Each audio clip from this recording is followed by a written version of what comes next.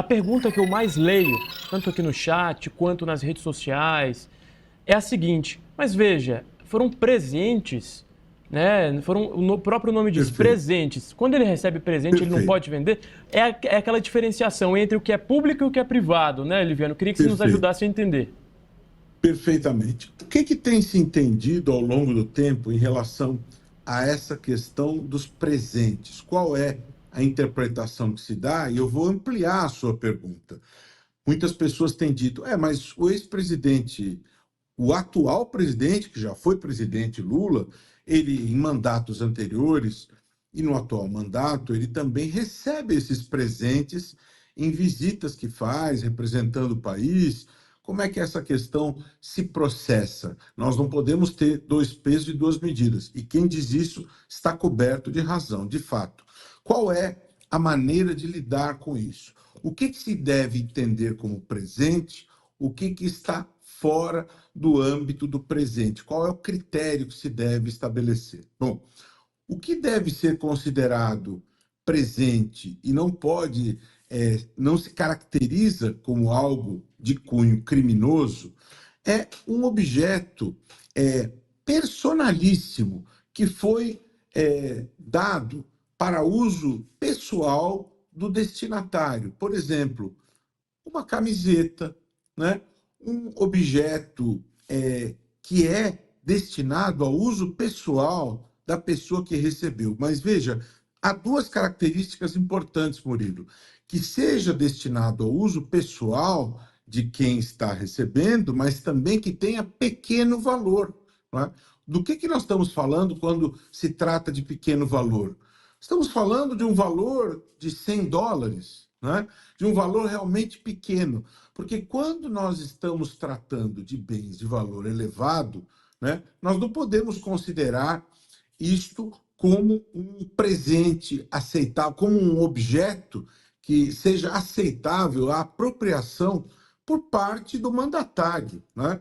O procedimento adequado por parte do mandatário é que este bem seja incorporado ao patrimônio público da União.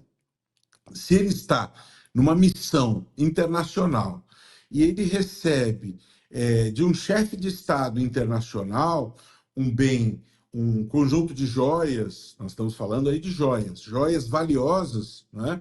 O que se deve compreender, o que se deve esperar por parte do mandatário? Que estas joias, estes barcos, como mostra a reportagem, estas esculturas, estas canetas, estas abotoaduras, esses relógios, tudo isso seja declarado, seja incorporado ao patrimônio público da União, né? Que todos esses bens sejam incorporados ao patrimônio público da União. Esses bens, entende-se, pelo ordenamento jurídico, que não foram bens dados ao indivíduo, à pessoa física do mandatário. Esses bens, eles foram dados ao Brasil, né? Ao nosso país. Eles devem ser incorporados, processados, catalogados, incorporados ao nosso patrimônio público. Portanto, é razoável, é aceitável, é plausível que ele receba, incorpore bens de pequeno valor e bens de uso personalíssimo para ele, né? Um Sim. retrato que foi desenhado para ele, uma camiseta, uma peça de roupa, objetos personalíssimos e de pequenos valores. Joias, bens muito valiosos, são bens que se destinam ao patrimônio público do nosso país e desta maneira devem ser incorporados. E nós não estamos falando apenas do ex-presidente, mas de todos aqueles que ocupem cargos importantes, presidência da República e todos os demais cargos. Esse é o procedimento que deve ser adotado em relação a todos. Esta é a regra ética que deve ser adotada em relação a esse tipo de assunto. Liviano, eu vou abrir espaço aqui para os comentários. Um apoiador do ex-presidente, outro crítico. O crítico pergunta, né, fala sobre a prisão de Bolsonaro. Existe essa possibilidade num determinado tempo? Queria que você nos trouxesse essa resposta. E do outro lado, uma apoiadora diz que é perseguição, pergunta qual a diferença de um relógio para camiseta e diz o seguinte, que a lei foi redigida muito recentemente e que Bolsonaro já havia devolvido as joias depois que o TCU abriu o processo. Então, eu queria que você respondesse a ambos, né, sobre a prisão e sobre essa questão da perseguição apontada por uma das nossas internautas. Vamos lá.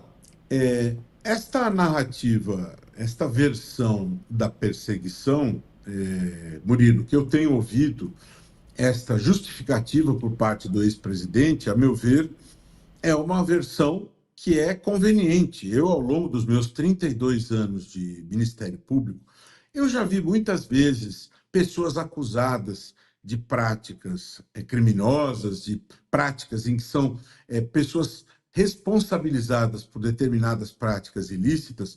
Esta é a narrativa, esta é a versão que essas pessoas apresentam à justiça. Estou sendo perseguido. É muito conveniente você vir à justiça e dizer: estou sendo perseguido, né? Isso é muito simples, é muito lacônico, é muito conveniente, é muito oportuno, é muito interessante você simplesmente dizer que está sendo perseguido. Na verdade, quando há um processo, quando há uma questão que se coloca à justiça, essa questão se baseia em fatos, né? Não basta dizer, afirmar está sendo perseguido. Você tem que apresentar os elementos, as evidências, e o fato é que são imputados, são atribuídos ao ex-presidente situações graves, sérias, e não basta ele simplesmente dizer que está sendo perseguido. Ele deve efetivamente apresentar os elementos, demonstrando que agiu dentro da lei, ou, se não agiu dentro da lei, será punido. Isto parece mais o choro, o lamento, o esperneio de alguém que foi surpreendido violando a lei, não é? Se ele será preso ou não, Murilo, isso vai depender de um conjunto de elementos, de circunstâncias. Existem duas espécies básicas de prisão.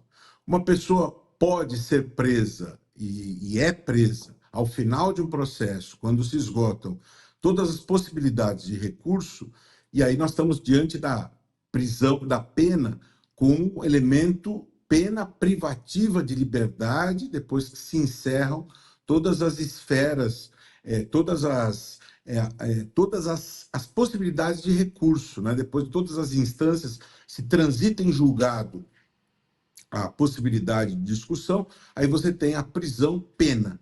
Agora, você tem também a possibilidade da prisão preventiva, da prisão temporária, não é? São espécies de prisões processuais. Se acontecerá ou não a prisão, isso vai depender das circunstâncias do processo, não é? Isso nós verificamos momento a momento, e esses elementos, essas circunstâncias vão sendo apresentadas, e somente as circunstâncias vão poder determinar se isso vai ocorrer ou não, e não é possível fazer um exercício futurológico para antecipar se isso vai acontecer ou não. A prisão precisa ser fundamentada, demonstrada, embasada, com base nos elementos que estão no processo. Para ele ser preso para cumprir a pena, não pode mais haver a possibilidade de recurso, não é? E para ser preso preventivamente, tem que haver uma circunstância que o justifique. Agora, a diferença entre a camiseta e as joias, o critério se baseia, Murilo, na questão da razoabilidade e do bom senso, não é? A lógica desse argumento é esta, não é? Nós estamos diante de uma situação em que, se trata de um objeto de pequeno valor e destinado ao uso personalíssimo do mandatário, entende-se razoável que esse objeto de pequeno valor e destinado ao mandatário, tolera-se que este objeto de pequeno valor e personalíssimo seja efetivamente recebido pelo mandatário. Esta é uma exceção a esse princípio. Agora, se o objeto não é de pequeno valor e não é personalíssimo, não se faz esta exceção. Ou seja, se extrapola o pequeno valor e não é personalíssimo, este bem deve ser declarado, incorporado ao patrimônio público E se o mandatário ele se apropria deste bem, ele pratica o crime de peculato apropriação.